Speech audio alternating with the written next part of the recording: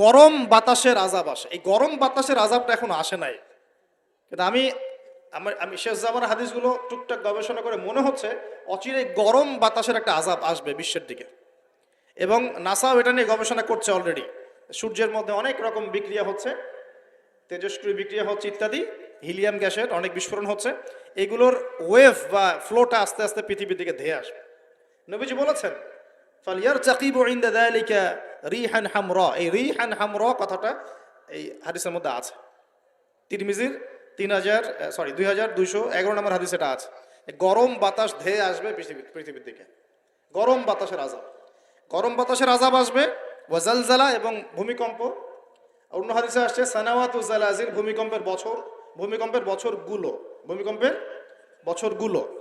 আর আসছে মুচানুন শাদীদ, বড় মহামারী। আর খসফুন মানে এই যে জমিন ধসে যাওয়া, মাসখান মানে চেহারা আকৃতি বিকৃত হয়ে যাবে। আর কযফান একটা আছে, কযফান মানে পাথরের বৃষ্টি বর্ষিত হবে। এই আযাবগুলো কখন আসে? এই পাপগুলোতে মানুষ যখন লিপ্ত হয়। ঢাকা শহর ভূমিকম্প প্রবণ এলাকা না? ভূমিকম্পের যে পাপগুলা, সেই পাপগুলো আমি কিন্তু একটা লেকচার আলোচনা করে আসছি সিলেটে, দেখে নিন অনলাইনে। 15টা থেকে 20টা পাপ আছে। এই পাপগুলোতে যখন একটা জাতি লিপ্ত হয়, আল্লাহর পক্ষ থেকে আযাব আসে। কয়েকটা কথা বলছি। পাপগুলোর মধ্যে একটা হচ্ছে যে যখন মানুষ বস্তুবাদী হয়, বেশি বস্তুবাদী মানে দুনিয়া নিয়ে খুব বেশি ব্যস্ত, পরকালের ফিকির কম, আল্লাহকে ভুলে গেছে। তারপরে যখন আমানত উঠে যায়, আমানত কি হয়? উঠে যায়। তারপর যখন গনিমতের মাল মনে করে আমানত মানুষ খেয়ে ফেলতেছে, আমানত রাখা হয়েছে, গনিমতের মাল মনে করে খেয়ে ফেলল। যখন মানুষ এই মাকে কষ্ট দিয়ে মানে মায়ের সাথে খারাপ ব্যবহার করে, বউয়ের আঁচল ধরে বসে থাকে। যখন মানুষ বাবাকে দূরে ঠেলে দেয় আর বন্ধু বান্ধবকে কাছে টেনে নেয়। তারপরে আছে যখন গান বাজনা বাদ্যযন্ত্র বেশি হয়, মানুষের কানের কাছে যখন বাদ্যযন্ত্র বাজতে থাকে, মানে হেডফোন দিয়ে গান শুনছেন, এখন কানের কাছে বাদ্যযন্ত্র বাজছে। তারপর যখন মানুষ মাদকদ্রব্য বেশি সেবন করা শুরু করে, যখন জেনা বেশি বেড়ে যায়, অশ্লীলতা বেশি বেড়ে যায়, ব্যভিচার বেড়ে যায়, এই পাপগুলো যখন বেড়ে যায় এবং গায়িকা নর্তকীর যে সংখ্যা বেড়ে যায়, প্রতিটা কথা আরবি দিয়ে বলা আছে, আমি বলতে গেলে টাইম যেত, আমি শর্ট করে বললাম। এই কাজগুলো যখন একটা সমাজের মধ্যে বেশি হয়, তখন ওই জায়গায় আল্লাহর পক্ষ থেকে 2টা মারাত্মক মানে আযাব আসে। তার মধ্যে একটা হচ্ছে মহামারী, আর একটা হচ্ছে এই ভূমিকম্প। আর ভূমিকম্পের সাথে চলে আসে ভূমিধস, মানে ভূমি ধসে যায় এবং চেহারার আকৃতি পরিবর্তন হয়। আর একটা কি, হ্যাঁ, গরম বাতাসের আযাব আসে। এই গরম বাতাসের আযাবটা এখনো আসে নাই, কিন্তু আমি শেষ জামানার হাদিসগুলো টুকটাক গবেষণা করে মনে হচ্ছে অচিরেই গরম বাতাসের একটা আযাব আসবে বিশ্বের দিকে।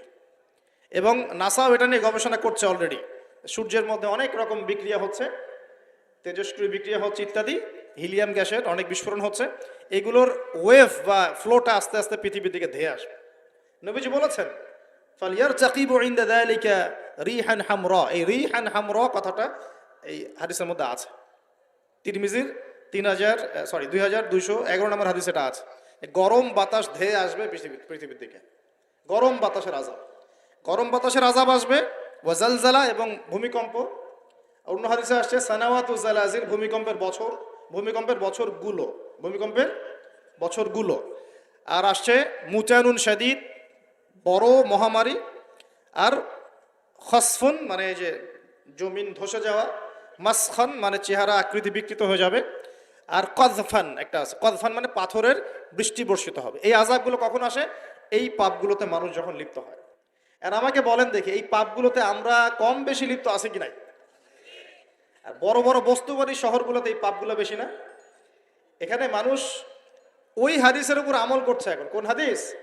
নবী সাল্লাল্লাহু আলাইহি ওয়াসাল্লামের ইন্তেকালের 80 থেকে 85 দিন আগে একটা হাদিস তিনি বলে গেছে, একদম শেষের দিকে, জীবনের শেষের দিকে।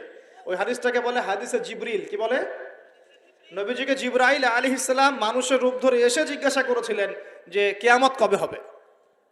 নবীজিকে জিবরাইল আলাইহিস সালাম মানুষের রূপ ধরে সবার সামনে জনসমক্ষে এসে জিজ্ঞাসা করেছেন কিয়ামত কবে হবে। নবীজি বলছেন মাত্র 2টো আলামত বলেছেন। কয়টা ভাই? 2টা। একটা হচ্ছে আনতালিদাল আমাতু রাব্বাতুহা, দেখবে যখন দাসী মনিবকে জন্ম দিচ্ছে। দাসী মনিবকে জন্ম দিচ্ছে মানে কি, সমাজের ন্যায় অন্যায়, হক বাতিল, হালাল হারাম, এই যে মানদণ্ড সব উল্টে যাবে। হালাল হবে হারাম, হারাম হবে হালাল, ন্যায় হবে অন্যায়, অন্যায় হবে ন্যায়, হক হবে বাতিল, বাতিল হবে হক, জায়েজ নাজায়েজ, নাজায়েজ জায়েজ। হ্যাঁ, মানুষ এই মানদণ্ড চেঞ্জ করে না এখন। বুঝতে পারছেন না মনে হয়? এখন সমাজে সত্য মিথ্যা, ন্যায় অন্যায়ের মানদণ্ড কি কোরআন সুন্নাহ এখনো টিকে আছে? এখন মানুষ নিজে যেটা ন্যায় মনে করে সেটাই ন্যায়, নিজে যেটাকে অন্যায় মনে করে সেটা অন্যায়, নিজে যেটাকে ভালো মনে করে সেটা ভালো, নিজে যেটাকে খারাপ মনে করে সেটা খারাপ। আল্লাহ যেটাকে হালাল করে দিয়েছেন মানুষ হারাম করে নিচ্ছে, আল্লাহ হারাম করে দিয়েছেন মানুষকে হালাল করে নিচ্ছে। হচ্ছে কি না এগুলা? তো এই যুগ চলে আসে নাই যে দাসী মনিবকে জন্ম দিচ্ছে না? মানে মানদণ্ড উল্টে গেছে। আমার কথা কি বুঝতে পারেন? মানদণ্ড উল্টে গেছে, জিনিস ভালো মন্দের, ন্যায় অন্যায়, হক বাতিলের মানদণ্ড উল্টে গেছে। বলেন তো, সত্য মিথ্যার মানদণ্ড কি? আমার বুদ্ধি না আল্লাহর ওহী? কোনটা? সত্য মিথ্যা, ন্যায় অন্যায়, হক বাতিলের চূড়ান্ত মানদণ্ড কি? আমার বুদ্ধি নাকি আল্লাহ পাকের কোরআন সুন্নাহ? কোনটা? কিন্তু সমাজে কি সেটাই বাস্তবায়িত আছে 100%? 50%ও কি আছে? তো এই সমস্যাটা কি চলছে কিনা, তার মানে কি আমাদের এই বড় আলামতটা আমরা দেখছি কিনা? দেখছি। গেল 2 নাম্বার। 2 নাম্বারটা নবী বলছেন ওয়া আনতারাল হুফাতাল উরাতাল আলাতা রিয়া আশাই ইয়াতাতাওয়ালুনা ফিল বুনিয়ান।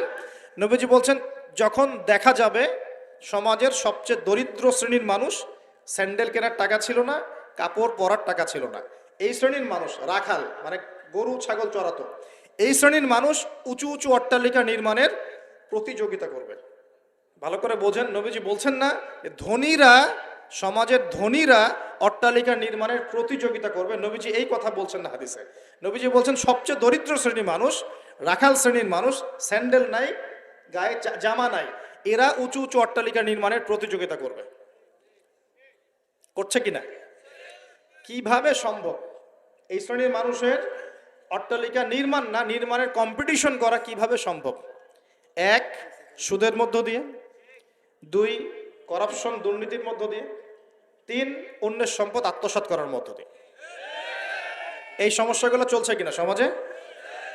এরাই যখন 10-20 তলা বিল্ডিং উঠাবে তখন তো আর মানুষকে মানুষই মনে করবে না। বুঝতে পারছেন না মনে হয়?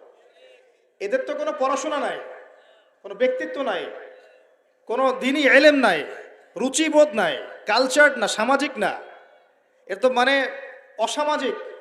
এরা যখন, এদের হাতে যখন আপনি সম্পদ চলে যাবে, এরা তো সাধারণ মানুষকে মানুষই মনে করবে না, গরিব মানুষকে এরা কিছুই মনে করবে না, ও মনে করবে আমি সব কিছু। আমরা দেখেছি যার একটা বাড়ি আছে ঢাকায়, ও মানুষকে মানুষই মনে করে না, মানুষকে মানুষই মনে করে না, যে মনে করে আমি আমি শহরের মালিক। হ্যাঁ, কি একটা অবস্থা মানুষের মধ্যে, যে কি অহংকার, কি আত্ম অহংকার, এই দালান কোঠার যে অহংকার, এই সমস্যাগুলো হলে আল্লাহ ভূমিকম্পতে ধসায় দিবেন না? দেখেন নাই কয়দিন আগে কি হলো? গতকালকে যে কোটিপতি ছিল তার পরের দিন রুটি নিয়ে দাঁড়ায় আছে, গতকালকে আইসক্রিম বিক্রি করেছে নাচানাচি করে, তার পরের দিন বসে আছে, কিচ্ছু নাই। আল্লাহ পাক এই পাপগুলা দেখে সবর করেছেন, ধৈর্য ধরেছেন, ধৈর্য ধরে এক সময় যখন আল্লাহ পাকের আযাব চলে আসছে, একবারে সব সমূল উৎপাদিত হয়ে গেছে। আমরা তো কারো দুঃখে খুশি না, বরং এগুলো সারা দুনিয়ার মুসলমানদের জন্য শিক্ষা। সারা দুনিয়ার মুসলমান যে যেখানে আছি আমাদের সবার জন্য এটা শিক্ষা। যদি এই পাপগুলোতে আমরা লিপ্ত হই, আল্লাহ পাক ছাড় দিলেও ছাড়বেন না। আল্লাহ পাক ছাড় দিবেন কিন্তু ছাড়বেন না। মানুষের মধ্যে এখন সম্পদের যে অহমিকা, গরিব মানুষকে মানুষই মনে করে না, খেটে খাওয়া মানুষকে মানুষই মনে করে না, রিক্সাওয়ালা যারা নিম্নবিত্ত, নিম্ন মধ্যবিত্ত, চা বিক্রি করে, পানের দোকান করে, হালাল খায়, কৃষক, এই মানুষগুলোকে এখন বড় লোকরা মানুষই মনে করে না। জাকাত তো দেয়ই না, জাকাত তো তার উপরে ছিল ফরজ, ওই জাকাত তো দেয়ই না যে এই খাবার তার কাছে পৌঁছাবে, উল্টা কিভাবে তাদের সম্পদ লুটে পুটে খাওয়া দেয় সেই বুদ্ধি। আবার দিলেও যে কত শর্ত, বাপরে বাপ। তো কিছুটা মনের কষ্ট থেকে বললাম কথাগুলো আর কি, যে আসলে আপনি যখন কোরআন এবং সুন্নাহর জ্ঞানী হবেন না, তখন অন্যকে সম্মান দিতে পারবেন না। আমরা বড় বড় স্লোগান দিই যে অমুক অমুকের সেবক, অমুক অমুকের সেবক, আসলে সেবা সত্যিকার অর্থে করছি? আল্লাহ পাক তার রাসূলের মাধ্যমে জানিয়েছেন। এই হাদিসটা একটু শোনেন, তারপর সামনে যাই। আল্লাহ পাক তার রাসূলের মাধ্যমে আমাদেরকে জানিয়েছেন, শোনো, আলা কুল্লুকুম রাইন, তোমাদের প্রত্যেকে হচ্ছে দায়িত্বশীল। তোমাদের প্রত্যেকেই দায়িত্বশীল। কেউ পরিবারের দায়িত্বশীল, কেউ ব্যবসা প্রতিষ্ঠানের দায়িত্বশীল, কেউ তোমার চাকরির প্রতিষ্ঠানের দায়িত্বশীল, কেউ সামাজিক দায়িত্বে আছো, কেউ প্রশাসনে, কেউ পররাষ্ট্র ইত্যাদি। তোমাদের প্রত্যেকেই দায়িত্বশীল। কুল্লুকুম রাইন ওয়া কুল্লুকুম মাসউলুন আন রাইয়াতি, এবং তোমাদের প্রত্যেককে যার যার দায়িত্ব সম্পর্কে আল্লাহ কিয়ামতের মাঠে জিজ্ঞাসা করবে। আমরা কি উত্তর দেওয়ার জন্য প্রস্তুত আছি ভাই? সবার আগে আমি দেখি, আমি আমার উপর দায়িত্বশীল না? মনে করেন আমি বা আমাদের মতো যারা আছেন, যারা দায়ী ইলাল্লাহ, আলেম ওলামা, যারা উম্মার জন্য ভালো চিন্তা করেন, জনগণকে পথ দেখানোর চেষ্টা করেন, তাদের উপর সবচেয়ে বড় আমানত হচ্ছে কোরআন এবং হাদিস। তাদের উপর সবচেয়ে বড় আমানতটা কি? কোরআন এবং সুন্নাহ। এই জ্ঞানটাকে সত্যটাকে স্পষ্ট করে দেওয়া, এটার আলোকে সত্য মিথ্যাকে স্পষ্ট করে দেয়া। কতজন মানুষ এই কাজটা করতেছে? কেউ হিকমার দোহাই পেরে সত্য মিথ্যা স্পষ্ট করে না, কেউ চাকরি চলে যাবে এই ভয়ে সত্য কথা বলে না, কেউ আমার এই হবে সেই হবে কত কিছু চিন্তা করে সত্যের সাথে মিথ্যা তালগোল পাকায় সময় পার করতেছে। ওয়াজ মাহফিল বাংলাদেশের দিন প্রচারের একটা অন্যতম প্ল্যাটফর্ম। এই সারা দেশে মনে হয় প্রতিদিন 100-200 মাহফিল হয় কি না? কিন্তু আপনি দেখবেন প্রচুর মাহফিল অহেতুক গাল গল্প কেচ্ছা কাহিনী, টাইম নষ্ট করে। হয়তো একজন আয়োজন করেছে, ওদের টার্গেট আমি টাকা কালেকশন করব, আর বক্তাও এখানে সুযোগ নেবে, কালেকশনে এত % আমার, ঠিক আছে? তারপরে জনগণও আসবে, কেউ আসছে ভিডিও করতে, কেউ সেলফি উঠাইতে, কেউ এইটা কেউ সেইটা, ওদিকে চানাচুর খাচ্ছে, ওদিকে মেলা লাগছে, এরকম দেখেন। এক একজন এক এক উদ্দেশ্য। আসলে উদ্দেশ্য কি আমার এখানে? উদ্দেশ্য হবে আমি আল্লাহর দ্বীনের সত্য কথাগুলো কোরআন সুন্নাহর মানদণ্ডে যাচাই বাছাই করে যুগোপযোগীভাবে জনগণের বুঝ অনুযায়ী তাদেরকে বুঝিয়ে দিয়ে আসবে। জনগণ কি করবে? অডিয়েন্স, তারা এখানে আসবে একটা নিয়াতে, আমরা কোরআন সুন্নাহ শুনবো, কোরআন সুন্নাহর কথাগুলোকে মেলাবো, যাচাই করব, যদি কোরআন সুন্নাহর সাথে মিলে যায় আমি গ্রহণ করবো। যদি বক্তার কথা কোরআন সুন্নাহর সাথে না মেলে আমি নিব না। আমি কেন, যত বড়ই বুজুর্গ বক্তা আসুক না কেন, আলেম আসুক না কেন, কোরআন সুন্নাহর সাথে যদি তাদের কথাগুলো মিলে না যায় সেই কথা কখনোই আপনি গ্রহণ করবেন না। করবেন?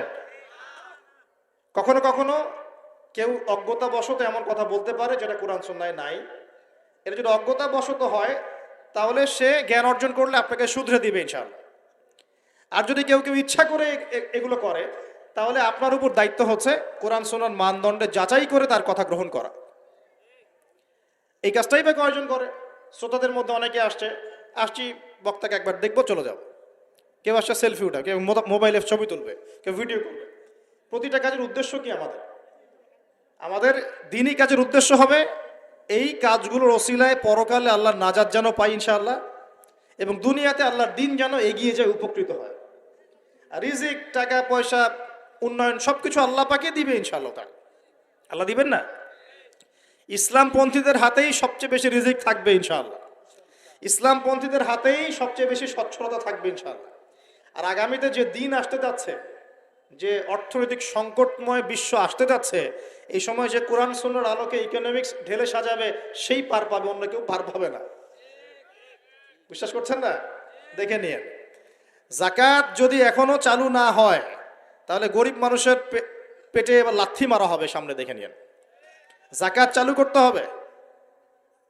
খালি কোটি কোটি টাকা প্রতি মাসে মাসে কামাই করব, যাকাত দিব না, এটা বাদ দিয়ে দেন। যাকাত যে দিবে না সেও বিপদে পড়বে, যাকাত যাকে দেয়া হবে না তারও অর্থনৈতিক মন্দা শুরু হয়ে যাবে। যাকাত আল্লাহ পাক দিয়েছেন কোরআনের অর্থনীতি মানে যাকাত, কোরআনের অর্থনীতি মানে ব্যবসা, কোরআনের অর্থনীতি মানে সাদাকা, কোরআনের অর্থনীতি মানে কৃষিভিত্তিক অর্থনীতি। এই পুরো বিষয়গুলোর মধ্যে সারা বিশ্বের অর্থনীতি পড়ে যায়। কিন্তু এখন আমরা এগুলো সব না হলেও অনেকগুলো অংশ সরিয়ে দিয়ে সুদ চালু করে এটা দিয়ে খাচ্ছি আর কি টুকটাক। সুদের পরিণাম ধ্বংস হবেই হবে, আজ হোক আর কাল হোক সুদ ধ্বংস হবেই হবে। সারা দুনিয়া এখন দেখছে যে সুদ কিভাবে ধ্বংস হয়, সারা দুনিয়া এখন দেখছে সুদ কিভাবে ধ্বংস হবে। মনে রাখবেন, এর ফলে শুধু এক শ্রেণীর মানুষই লাভবান হবে। কোন শ্রেণী? যারা বুর্জোয়া শ্রেণী, যারা পুঁজিবাদী শ্রেণী, যারা ধনিক শ্রেণী, যাদের হাতে সম্পত্তি কুণ্ঠিগত থাকবে, এরা হয়তো পার পেয়ে যাবে এই দুনিয়াতে। কিন্তু মধ্যবিত্ত শ্রেণী আর নিম্ন মধ্যবিত্ত শ্রেণীর জীবনে এমন দুর্ভোগ নেমে আসবে সামনে, দেখে নিয়েন কি হয়। সুদের পরিণতি হচ্ছে ধ্বংস। সুদের পরিণতি মানেই ধ্বংস। সুদ যখন চালু হবে তখন আল্লাহ পাক কোরআনে বলছেন, ও যে ব্যক্তি সুদ খেলো সে যেন আমার এবং আমার নবীর সাথে যুদ্ধ করলো। একটা বলি তাহলে বুঝবেন। সূরা বাকারায় 279-80 এই আয়াতগুলোর দিকে আছে, 79-81। আল্লাহ পাক বলছেন, ইয়া আইয়ুহাল্লাযীনা আমানু, হে মুমিনগণ, ইত্তাকুল্লাহ, তোমরা আল্লাহকে ভয় করো। আল্লাহর কথা সহজ না? তোমরা আল্লাহকে ভয় করো। ওয়াযারু মা বাকিয়া মিনার রিবা, সুদ ছেড়ে দাও। সুদের অবশিষ্ট অংশ ছেড়ে দাও মানে সুদ ছেড়ে দাও। ওয়া ইল্লাম তাফআলু, যদি তোমরা সুদ না ছাড়ো, ফাআযানু বিহারবিন মিনাল্লাহি ওয়া রাসূলিহি, তাহলে আল্লাহ এবং তার রাসূলের সাথে যুদ্ধের ঘোষণা শুনে রাখো। কার কথা এটা? আমি বানিয়ে বললাম? আপনার কিতাব। এই কিতাব আপনার বাসায় নাই? আপনি কি এই কিতাবের জন্য জীবন দিতে চান না? যখন এই কিতাবকে কেউ অবমাননা করে, আপনার তো গা জ্বলে, হৃদয় রক্তক্ষরণ হয়। কয়দিন আগে ওই যে সুইডেন না ডেনমার্ক, হ্যাঁ, আমি নামও ভুলে গেছি, ভুলে যাওয়াই ভালো। এগুলো মনে রাখাই খারাপ, কারণ এদেরকে মনে রাখে কি হবে। শুধু প্রথম কথা হচ্ছে যে ওই পশ্চিমা সভ্যতার মধ্যেই যারা বাক স্বাধীনতার কথা বলে, ব্যক্তি স্বাধীনতার কথা বলে, আর তাদের বাক স্বাধীনতা মানে হচ্ছে ছেলে ছেলে বিয়ে করতে পারবে, এটা ব্যক্তি স্বাধীনতা। আর বাক স্বাধীনতা মানে ইসলামের বিরুদ্ধে যা ইচ্ছা তাই বলতে পারবে। ইসলামের বিরুদ্ধে যা ইচ্ছা তাই বলতে পারবে, এটা হচ্ছে বাক স্বাধীনতা। আর আল্লাহ পাকের বিধানের বাইরে যা ইচ্ছা তাই করতে পারবে। মদ খাবে, সুদ খাবে, ঘুষ খাবে, জেনা করবে, পর্নোগ্রাফিতে থাকবে, যা ইচ্ছা করবে, এর নাম হলো ব্যক্তি স্বাধীনতা। এটা ওরা বিশ্বাস করে। তো সেখানে কোরআনকে অবমাননা করেছে, কোরআন পুড়িয়ে দিয়েছে, আপনারা দেখেছেন তো। তখন আপনার খারাপ লাগে নাই? একটুও খারাপ লাগে নাই ভাই? কষ্ট হয় নাই? যদি সে আপনার ছেলে হতো, আপনি কি করতেন বলেন? আপনার ছেলে যদি কোরআন পুড়িয়ে দিত, কি করতেন?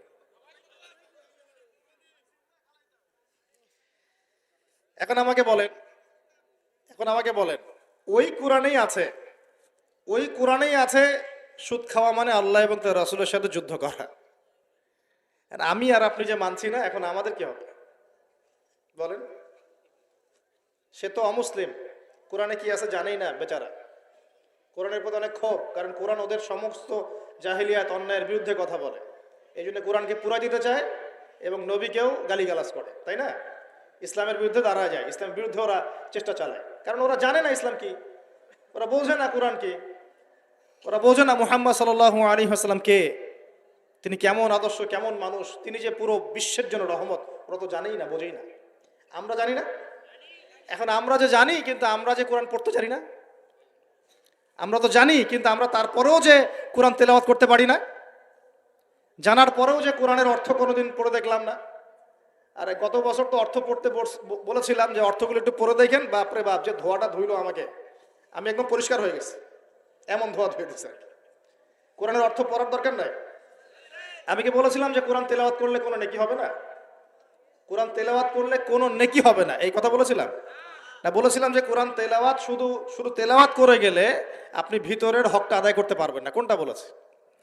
কোরআনে আপনি সূরা ফাতিহা পড়লেন, কিন্তু সূরা ফাতিহার অর্থ আপনি বুঝলেন না। আপনি কি সূরা ফাতিহার মধ্যে আল্লাহ যা বলেছেন তা কি বুঝতে পারলেন? এই যে আয়াত একটা তেলাওয়াত করলাম, আপনি পড়তে পারলেন, ইয়া আইয়ুহাল্লাযীনা আমানু তাকুল্লাহা ওয়া যারু মা বাকিয়া মিনার রিবা ইন কুনতুম মুমিনিন ওয়া ইল্লাম তাফআলু ফাআযানু বিহারবিন মিনাল্লাহি ওয়া রাসূলিহি। আপনি কি কিছু বুঝলেন? তিলাওয়াত তো করলেন, প্রত্যেক হরফে 10 নেকি হলো, আপনার আমলনামায় প্রত্যেক হরফে 10 নেকি হলো, ঠিক আছে, বুঝলাম, মানলাম। কিন্তু এই আয়াত যে আপনি বুঝতে পারলেন না। কিন্তু এখন আমি যদি বলে দেই আয়াতের অর্থটা এমন, হে মুমিনগণ, আল্লাহকে ভয় করো, সুদ ছেড়ে দাও, যদি না ছাড়ো আল্লাহ এবং তার রাসূলের সাথে যুদ্ধের ঘোষণা শুনে রাখো। এবার কি কিছু বুঝতে পারলেন? বুঝতে পারেন নাই? তাহলে অর্থের দরকার নাই ভাই। আর কত সহজ করে বলবো বলেন তো ভাই? আর কত সহজ করে বোঝা? তা আমি যে এখন মুসলিম পরিবারে জন্ম নিয়েও যে আমি কোরআন তেলাওয়াত করতে পারছি না, অর্থটা পড়ে দেখছি না, নবীর হাদিসগুলো পড়ছি না, কোরআন রেগুলার একটু তেলাওয়াত করি না, কোরআনের একটু দাওয়াত মানুষকে দেই না, কোরআনের কাজে সাহায্য করছি না, এগুলো কি আমার অপরাধ হচ্ছে না? কে বড় অপরাধী তাহলে, তারা না আমরা? বলেন এবার দ্বিতীয় ওয়াদাটা করতে পারি? প্রথম ওয়াদা করেছেন দরুদ পড়বেন সকালে সন্ধ্যায় 10 বার করে, মনে আছে তো নাকি ভুলে গেছেন? আমাদের মেমোরি তো এখন মাছের মতো, অ্যাকুরিয়ামের মাছ আছে না, ওই মাছের মেমোরি ওখানে ঘোরে কেন সারাদিন জানেন? কারণ ওর memory short time memory loss, মানে ওর মেমোরি এত নিচু স্কেলের, ও মনে করে যে এটা হচ্ছে অনেক বড় সমুদ্র, ও কোথায় গেল ভুলে গেল, এই যেখান থেকে এই পর্যন্ত গিয়েছে ও ভুলে গেছে কোথায় কোথায় আসছে, মেমোরি লস। আমাদের কেন জানি আমাদের জাতিটা এরকম হয়ে গেছে, আল্লাহ মাফ করুক। একটা ইস্যু আসে ওইটা নিয়ে একদম মাতামাতি লাফালাফি, চলে গেলে ওইটা ভুলে যাবে, নতুন ইস্যু। এমনটা হয় না? আচ্ছা, তো আপনারা ওই রকম হয়েন না অন্তত পক্ষে, আল্লাহ পাক তৌফিক দান করুন।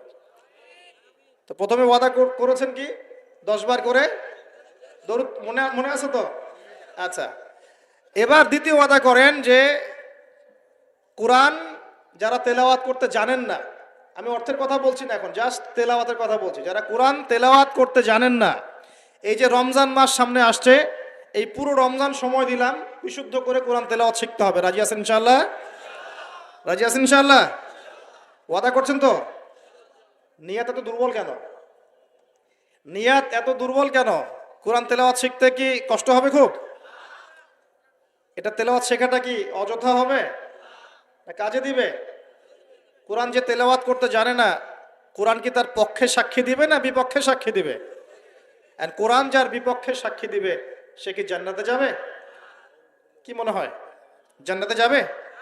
আচ্ছা, তাহলে একটু ওয়াদা করতে পারি ইনশাআল্লাহ আগামী রমজান শেষ হওয়ার আগেই কোরআন তেলাওয়াত শেষ হওয়া চাই ইনশাআল্লাহ। পারা যাবে ইনশাআল্লাহ? যে ফজিলত বলি, প্রত্যেক হরফে 10 নেকি পাবেন ইনশাআল্লাহ, প্রত্যেক হরফে 10 নেকি। কোরআনে কতগুলো হরফ আছে জানেন? এটা আয়াত, আয়াত হরফ, হরফ মানে অক্ষর, আর আয়াতও 6666টা নাই, 6666টা আয়াত কোরআনে নাই। বাসায় কি গুনে দেখেন, কোরআনে আয়াত আছে 6236টা, 6236টা, বাসায় কি গুনে দেখেন। 2, কোরআনের শব্দ আছে 77,800টা, শব্দ বুঝি, ওয়ার্ডস 77,800টা, এটা হলো শব্দ সংখ্যা। আর অক্ষর প্রায় 5 থেকে 6 লক্ষ অক্ষর আছে, 5 থেকে 6 লক্ষ অক্ষর আছে। এখন প্রত্যেক হরফে 10টা করে যদি নেকি হয়, একবার বিশুদ্ধ করে কোরআন খতম দিলে কত নেকি হবে বলেন? কত হবে? কয়েক কোটি তো হবে নাকি ইনশাআল্লাহ? হবে তো নাকি? আল্লাহ পাক আমাদের সবাইকে বিশুদ্ধ করে কোরআন তেলাওয়াত করার তৌফিক এনায়েত করুন, বলি আমিন। এখন যারা আমরা কোরআন তেলাওয়াত করতে জানি, হাফেজ আছি বা কোরআন পড়তে পারি মাশাআল্লাহ, তারা কি একটু ওয়াদা করতে পারি যে এই রমজান মাসে আলিফ লাম মিম থেকে শুরু করে মিনাল জিন্নাতি ওয়ান নাস পর্যন্ত 114টা সূরার অর্থ পড়ে দেখবো ইনশাআল্লাহ? কারা কারা কোরআন তেলাওয়াত করতে জানেন হাত তোলেন দেখি একটু। মাশাআল্লাহ, শুকরিয়া, জাযাকুমুল্লাহ, অনেকেই জানেন মাশাআল্লাহ, হাত নামান। যারা জানি, আমরা এবার ওয়াদা করলাম, নিয়াত করলাম ইনশাআল্লাহ তাআলা এই রমজান মাস শেষ হওয়ার আগেই, আমরা এখন থেকে শুরু করব, রমজান শেষ হওয়ার আগেই আল কোরআনের 114 সূরা মানে 30টা পারা, প্রতিদিন 1 পারা করে, প্রতিদিন 1 পারা করে 30টা রোজায় 30 পারার অর্থ পড়ে শেষ করব ইনশাআল্লাহ তাআলা। রাজি আছেন ইনশাআল্লাহ? দেখেন, কোরআনের অর্থ না পড়লে আপনি আল্লাহ আপনাকে যা বলতে চেয়েছেন সেটা আপনি বুঝতে পারবেন না। বুঝতে পারবেন? একটা উদাহরণ দিই ছোট্ট করে, খেয়াল করেন। মনে করেন আপনি প্রবাসী, আপনার স্ত্রী থাকে দেশে, আপনার স্ত্রীর সাথে আপনার দেখা সাক্ষাৎ খুব কম হয়, দেখা সাক্ষাৎ হয় না বললে চলে, খুব আপনি কাজের কারণে ওখানে থাকছেন, মাঝে মাঝে আসছেন যাচ্ছেন। এখন স্ত্রী আপনাকে একটা মেসেজ পাঠিয়েছে ফোনে, স্ত্রী আপনাকে একটা 1 পৃষ্ঠার মেসেজ পাঠিয়েছে, আর মেসেজটা পাঠিয়েছে স্ত্রী ইংরেজি ভাষায়। কোন ভাষায় ভাই? আর আপনি বেচারা ইংরেজি বোঝেন না, আপনি ইংরেজি বোঝেন না, আপনি ইংরেজি রিডিংটাও পড়তে পারছেন না, যে সে বলেছে আই লাভ ইউ, এতটুকু আপনি পড়তে পারছেন না, কারণ আপনি কোনোদিনও ইংরেজি পড়েন নাই। এটা যে আই, এটা যে এল, এটা ও, এটা ভি, এটা ই, এটা আপনি বুঝতে পারছেন না, কারণ আপনি ইংরেজি জানেনই না, মনে করেন।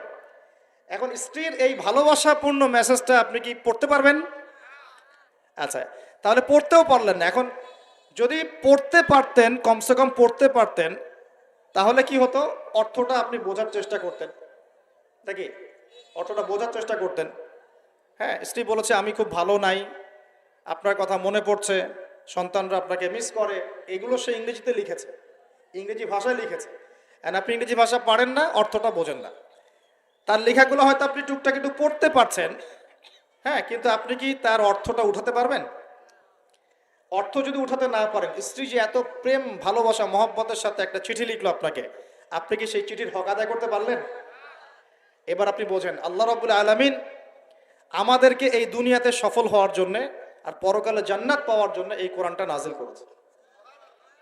আল্লাহ পাক তার পক্ষ থেকে এই মেসেজটা পাঠিয়েছেন তার নবীর মাধ্যমে, যে তোমরা যেন দুনিয়ায় সফল হতে পারো, দুনিয়া কিভাবে চলবে, কিভাবে খাবে, কিভাবে নামাজ পড়বে, কিভাবে সমাজকে ডিল করবে, কিভাবে পরিবার চালাবে, কিভাবে রাষ্ট্র চালাবে ইত্যাদি সব কিছু আল্লাহ পাক এই কিতাবের মধ্যে নাজিল করে নামিয়ে দিলেন রাসূল সাল্লাল্লাহু আলাইহি ওয়াসাল্লামের কাছে, তিনি আমাদের সবাইকে জানিয়ে দিলেন। আর বেচারা আমি যদি এই ভাষাও না বুঝি আর এটা পড়তেও না জানি, আমি কি আল্লাহ পাকের সেই মহব্বতের হক আদায় করতে পারবো? এটাই হলো আমাদের উম্মার এখন সবচেয়ে বড় সমস্যা। আমরা আল্লাহ পাকের কিতাবের হক আদায় করতে পারি না। কেমন করে পারবো? কিতাব তো পড়তেই পারি না। আর অনেকে মনে করে এই কিতাব আমার পড়ার দরকার নাই, আলেম ওলামারা পড়লেই হবে, তাই না? এমন মানসিকতা আছে না? আরে ভাই আমি এত বুঝি না, আমি সাধারণ মুসলমান, হ্যাঁ, আমার এত সময় নাই, পরিবার আছে, ব্যবসা আছে, আমি খালি হাইয়া আলা সালাহ বললে মসজিদে যাব, ব্যাস বাসায় চলে আসবো। এরকম মুসলমান দিয়ে আল্লাহর জমিনে আল্লাহর দিন প্রতিষ্ঠা হবে না। এরকম মুসলমান দিয়ে আল্লাহর জমিন আল্লাহর দিন প্রতিষ্ঠা হয় না। আল্লাহ পাকের জমিনে আল্লাহর দিন প্রতিষ্ঠা হয় কাদের দ্বারা? যারা জ্ঞান অর্জন করে, জ্ঞান অনুযায়ী আমল করে, শরীয়তের গভীর জ্ঞান অর্জন করে, ওই জ্ঞানটাকে মানুষের মধ্যে ছড়ায় দেয়, দিনের দাওয়াতি কাজ করে, হালাল খায়, পরিবারের মধ্যে দিন প্রতিষ্ঠা করে, নামাজ কায়েম করে ইত্যাদি, মানুষকে ঐক্যবদ্ধ করার চেষ্টা করে, ইসলামকে একটু একটু করে এগিয়ে নেয়। যাদের এসব নিয়ে কোনো ফিকিরই নাই, তাদের দ্বারা কি দিন প্রতিষ্ঠা লাভ করবে? তো প্রিয় ভাইয়েরা, আমার রিকোয়েস্ট, যারা কোরআন তেলাওয়াত করতে জানি মাশাআল্লাহ বা হাফেজ আছি এখানে উপস্থিত, রমজান মাস শেষ হওয়ার আগেই 114 সূরার অর্থ পড়ে শেষ করে দেবো ইনশাআল্লাহ। রাজি আছেন ইনশাআল্লাহ? আল্লাহ পাক সবার আগে আমাকে তৌফিক দান করুন, এরপর আপনাদের সবাইকে তৌফিক দান করুন। ভাই, চরিত্র পবিত্র রাখার জন্য একটা আমি পরামর্শ দিই, নিজেকে ভালো কাজে ব্যস্ত রাখেন। নিজেকে ভালো কাজে ব্যস্ত রাখেন, সেটা সামাজিক কাজও হতে পারে। সমাজ কল্যাণমূলক কাজ করেন না, জনসেবা করেন, মানুষের সেবা করেন, মানুষের কাছে থাকেন, সোশ্যাল ওয়ার্ক করেন। এই যে অ্যাসোসিয়েশন আছে না কিছু সামাজিক, নন পলিটিক্যাল, নন প্রফিটেবল কিছু ফাউন্ডেশন থাকে না, মানুষের কল্যাণে কাজ করেন, ইফতারের প্রজেক্ট করেন সামনে, ঠিক আছে? তারপরে শীতবস্ত্র হয়, তারপরে যে ত্রাণ রিলিফ, মানে মানুষের কল্যাণ, বৃক্ষরোপণের কাজ, তারপরে আপনার এই যে রক্তদান কর্মসূচি, এই টাইপের যে ভালো ভালো কাজ, সমাজ কল্যাণমূলক কাজ, এই সমাজ কল্যাণমূলক কাজগুলো করলেও মনটা বড় হবে ইনশাআল্লাহ। ভালো কাজে ব্যস্ত থাকবেন, আপনি দেখবেন মাথার মধ্যে শয়তানি নাই। যখন মানুষের কাজ নাই, সারাদিন অলস বসে থাকে, মাথার মধ্যে দুনিয়ার শয়তানি ঘোরাফেরা করতে থাকে। আল্লাহ পাক আমাদের সবাইকে ভালো কাজের সাথে থাকার তৌফিক দান করুন এবং ভালো কাজে একে অপরকে সহযোগিতা করার তৌফিক দান করুন। মনে রাখবেন, দান করলে কোনোদিনও টাকা কমে যায় না। আপনার দানের টাকা ঘুরে ফিরে আপনার কাছে আসবে, বুঝতে পারছেন না? আপনার দানের টাকা ঘুরে আল্লাহ আপনার কাছে ফিরাই দিবে। কিভাবে ফিরাবেন সেটা আল্লাহর দায়িত্ব। আমি কি বুঝাবো কিভাবে ফিরাবেন? বুঝবেন, একটু বোঝানোর চেষ্টা করবেন। অর্থনীতি কিন্তু কঠিন, সহজ করে বোঝানোও কঠিন, সবাই সহজ করে বোঝাতেও পারবে না। আমি একটা পয়েন্ট খালি বুঝাই আপনাদেরকে, বোঝেন, চেষ্টা করেন। মনে করেন আপনার থেকে অর্থনীতি বুঝাই, এগুলো আমাদের সাবজেক্ট ছিল, আর তখন আমরা আসলে অর্থনীতি কিছুই বুঝতাম না। তারপরে যখন কোরআন হাদিস পড়া শুরু করলাম, তখন দেখলাম যে ও আচ্ছা, ব্যাপার তো খুব সহজ, সহজ জিনিসটাকে এত কঠিন করা হয় কেন? দেখেন কিরকম, মনে করেন একটা বাজার, আপনাদের এখানে বাজার আছে কি? আচ্ছা, এই বাজারের মধ্যে ধরেন 100 ব্যবসায়ী আছে, ব্যবসায়ীরা ব্যবসা করে। আল্লাহ পাক ব্যবসা হালাল করেছেন না হারাম করেছেন? হালাল ব্যবসা। ব্যবসায় একটা 10 টাকার পণ্য আপনি চাইলে 30 টাকা, 40 টাকা, 50 টাকা, 100 টাকা বিক্রি করতে পারবেন কি না? পারবেন। মার্কেটের একটা ফিক্সড প্রাইস থাকে, মার্কেট প্রাইস, এটাকে বলে মার্কেট প্রাইস, যে একটা দাম নির্ধারণ করা হয় যে আমরা এই দামে সব সেল করবো, তাই না? আচ্ছা, ব্যবসায়ীরা ব্যবসা করছে, ব্যবসায় লাভও আছে, লসও আছে, ঝুঁকিও আছে, লাভও হতে পারে, লসও হতে পারে। এখন ব্যবসা করার সময় দেখা গেল যে এক ভাই লাভ করলো আর এক ভাই লস করলো, এমনটা হয় কি না? আচ্ছা, আল্লাহ পাক এখানে কি করেন জানেন? এই বাজারের মধ্যে যে সম্পদগুলো আছে, অর্থ সম্পদ, আপনারা যেটা কারেন্সি বলেন, এগুলো আল্লাহ রাব্বুল আলামিন হাত থেকে হাতে ঘোরাতে থাকেন। আজকে আপনার হাতে, কালকে তার হাতে, কালকে তার হাতে, পরশু আরেক ভাইয়ের হাতে। এই সম্পদ বাজারের মধ্যে ঘুরতে থাকে। বাজারটা হতে পারে সমাজ, হতে পারে রাষ্ট্র, হতে পারে বিশ্ব। ভালো করে বোঝেন, ছোট পরিসরে হতে পারে সমাজ, হতে পারে রাষ্ট্র বা বিশ্ব। আল্লাহ পাক সম্পদটা সার্কুলেট করেন, ঘোরাতে থাকেন। আজকে তার হাতে, কালকে তার হাতে, কালকে তার হাতে, এভাবে সম্পদ ঘুরতে থাকে। লাভ লসের রিস্ক আছে, কেউ লাভ করে, কেউ লস করে। এভাবে সম্পদ সার্কুলেট হতে হতে হতে আল্লাহ পাক যাকে ইচ্ছা ধনী বানান, যাকে ইচ্ছা গরিব বানান। কথা বুঝতে পারছেন? এটা হলো এই জায়গায় রিজিকটা নিয়ন্ত্রণ করেন সরাসরি আল্লাহ পাক। আল্লাহ পাক কারো সম্পদ নেন, কারোকে দেন, কারো কাছ থেকে নেন, কারোকে দেন, কারো কাছ থেকে নেন, কাউকে দেন। এভাবে সম্পদ ঘুরতে থাকে। আর যদি দেখা যায় সম্পদ মানে চাহিদার চেয়ে কম হচ্ছে, আল্লাহ পাক সম্পদ উৎপন্ন করে দেন। জমিন থেকে উৎপন্ন করেন, আসমান থেকে উৎপন্ন করেন। আমি মানে বুঝাতে পারছি না। এরপরও যদি দেখা যায় যে সমাজে সংকট হলো, অন্য সমাজ থেকে আমদানি করতে হয়। যদি একটা রাষ্ট্রের সংকট হচ্ছে, অন্য রাষ্ট্র থেকে আমদানি করতে হয়। এভাবে একটা সিস্টেম চলে, ইসলামিক সিস্টেম। এখানে ব্যবসা হচ্ছে মূল। এখানে দায়িত্ব আল্লাহ নিয়ে নেন, কাউকে ধনী করবেন, কাউকে গরিব করবেন। সম্পদ ঘুরতে থাকবে, ঘুরতে থাকবে। এভাবে আল্লাহ পাক আপনার এই যে ধনী ব্যক্তি মনে করেন, যে সম্পদ এখানে লাভ করেছে, এই ব্যক্তির উপর আবার জাকাত ফরজ আছে। কি আছে? জাকাত ফরজ আছে। এখন এই যখন ধনী হবে, নিসাব পরিমাণ সম্পদ আসবে, তখন এই জাকাত দিবে গরিবকে। তখন যার হাত থেকে সম্পদ চলে আসছে, ওর কাছে আবার সম্পদ ফিরে যাবে। সুবহানাল্লাহ। বুঝতে পারলেন কি কিভাবে সম্পদ আল্লাহ পাক ঘোরান? এর জাকাত ছাড়াও আছে সাদাকা। সাদাকা ছাড়া সাদাকাতুল ফিতর আছে, অনুদান আছে। এবং নরমালি আল্লাহ পাক কিন্তু সদকা করতে উৎসাহিত করেন। এইভাবে একটা ইকোনমিক সিস্টেম চলতে থাকে, ছোট বা বড় পরিসরে। এইভাবেই মদিনা টিকে ছিল। এভাবেই মদিনার ইকোনমিক সিস্টেম চলতো নবী সাল্লাল্লাহু আলাইহি ওয়াসাল্লামের যুগে। তো সেখানে আরো একটা বিষয় এক্সট্রা ছিল, যেটা এখন নাই। সেটা ছিল গনিমত। সেটা কি? রাসূল সাল্লাল্লাহু আলাইহি ওয়াসাল্লাম সাহাবীরা বিভিন্ন যুদ্ধ এবং জিহাদ করতেন কিনা? না, তারা তো এগুলো করতেন না। মসজিদে বসে খালি সুবহানাল্লাহ পড়তেন। হ্যাঁ নাকি? বদর উহুদ তো হয়নি ইসলামে, হয়েছে? এগুলো বললে তো দেখা যাবে বাপরে বাপ অবস্থা খারাপ। হ্যাঁ, জিহাদি বয়ান শুরু করে দিয়েছে। এগুলো কি ইতিহাসে আছে কি নাই? যখনই মুসলিমরা যুদ্ধে গিয়েছে এবং জয় করেছে, তখন বিপুল গনিমতের সম্পদ লাভ করেছে। বুঝতে পারছি? গনিমত মানে ওই যে যাদের সাথে যুদ্ধ হচ্ছে, ওদের সব সম্পত্তি মুসলিমরা তখন পেয়ে যায়, কারণ ওগুলো ছেড়ে ওরা পালিয়ে যায়।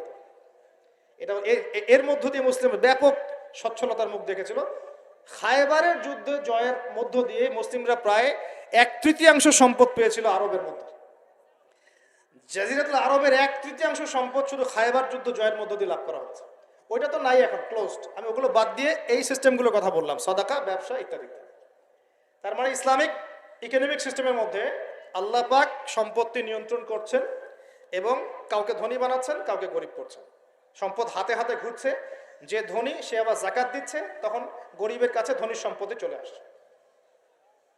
বুঝতে পারছেন কি ভাই কিছু? আচ্ছা, কঠিন হচ্ছে আলোচনা মনে হয়।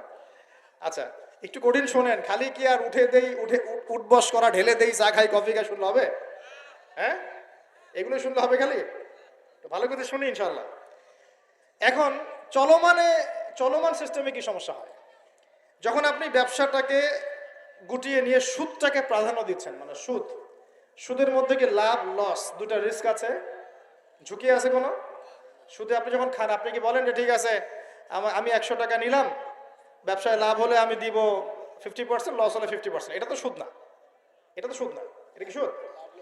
যখন আপনি বলেন যে আমি 100 দিয়েছি, আমাকে 110 দেওয়া লাগবে, 100 দিয়েছি আমাকে 110ই দেওয়া লাগবে, আপনি তো লসের রিস্ক নিবেন না। নিবেন?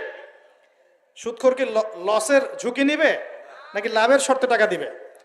এখন যখন আপনি লাভ লসের ঝুঁকি নিচ্ছেন না, তখন একজন লাভ করা একজন লস করার কোনো সিস্টেম বাজারে থাকছে না। তখন সম্পদ ধনিক শ্রেণীর হাতে পুঞ্জীভূত হচ্ছে। তারা আস্তে আস্তে ধনী হতে থাকবে, গরিবরা আস্তে আস্তে গরিব হতে থাকবে। আবার জাকাত দিবে না, তখন ওই সম্পদ আবার গরিবের কাছেও ফিরে আসবে না। এভাবে সুদের মধ্য দিয়ে সম্পদ সংকীর্ণ হয়ে যায়। একদম একটা মার্কেট, সমাজ, রাষ্ট্র ম্যাসাকার অবস্থা, দেউলিয়া হয়ে চলে যাবে। একটা করে কথা বলেছিলাম, ফলেছিল কি অর্থনীতির কথাগুলো? পাকিস্তানের কথা ফলেছে? পাকিস্তানের সামনে আরো ভয়াবহ পরিণতি আছে। আর এগুলো থেকে শিক্ষা না নিতে পারলে আমাদের সামনে ক্ষতি আছে। এগুলো বলবেই বাকে, বুঝাবেই বাকে। আর আল্লাহ পাক আমাদের কথা গ্রহণ করার মানসিকতা দান করুন। কমপক্ষে কথাগুলো শুনে একটু যাচাই করার তৌফিক আল্লাহ দান করুন। যাচাই করার পর যদি দেখা যায় যে হ্যাঁ ঠিকই বলেছে ছেলেটা, বা কম কিছুটা হলেও ঠিক বলেছে, ওইটুকু অন্তত গ্রহণ করার তৌফিক আল্লাহ দান করুন। একবারে যদি নেগলেক্ট করে রাত দূর এইসব করা শোনারই দরকার নাই, তাহলে তার কিছু হইল না। সমস্যা নাই, আমাদের কাজ কি? ফাযাক্কির ইন্নামা আনতা মুযাক্কির। আল্লাহ পাক আল্লাহর দ্বীনের দায়ীদের দায়িত্ব দিয়েছেন, তোমরা উপদেশ দিবে, তোমরা শুধু উপদেশদাতা। লাস্তা আলাইহিম বিমুসাইতির, কারো প্রতি তোমরা দারোগা নাও, চাপ দিয়ে মানাতে হবে এই দায়িত্ব তোমাকে দেওয়া হয় না। জাস্ট বলে দিয়ে চলে আসে সামনে।